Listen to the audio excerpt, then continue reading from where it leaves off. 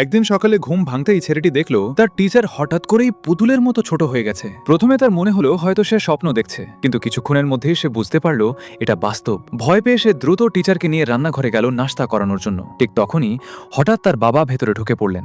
আতঙ্কে ছেলেটি টিচারকে মাখনের ভেতর লুকিয়ে দিল এবং উপরে একটি রুটির স্লাইস চাপা দিয়ে রাখল। এমন সময় তার বাবা রুটি কাটার জন্য ছুরি বের করলেন। এটা দেখে ছেলেটির বুক ধক করে উঠল। সে সঙ্গে সঙ্গে স্যান্ডউইচটি প্যাক করে নিজের সঙ্গে স্কুলে নিয়ে গেল। মাখনে মাখামাখি অবস্থায় পুরো পথ টিচার তার ব্যাগের ভেতরে লুকিয়ে রইল এবং একের পর এক তাকে বকাঝকা আর হুমকি দিতে লাগলো। বিরক্ত হয়ে ছেলেটি রাগের মাথায় তাকে ডাস্টবিনে ফেলে দিল। কিন্তু কয়েক কদম এগোতেই সে সামনে একটি ময়লার ট্রাক আসতে দেখল। এটা দেখেই সে তড়িঘড়ি করে সিদ্ধান্ত বদলাল এবং আবার টিচারকে সঙ্গে নিয়ে গেল। স্কুলে পৌঁছে সে টিচারের কাপড় ধুয়ে দিল এবং তার শরীর মুছে দিল। সেদিন আবার ম্যাথ পরীক্ষাও ছিল, তাই ছেলেটি একটি শর্ত দিল, আপনি যদি আমাকে টেস্টে পাশ করিয়ে দেন তাহলে আমি আপনাকে আবার আগের স্বাভাবিক আকারে ফিরিয়ে আনার উপায় খুঁজে বের করব। টিচারটিও এই শর্তে রাজি হয়ে গেল।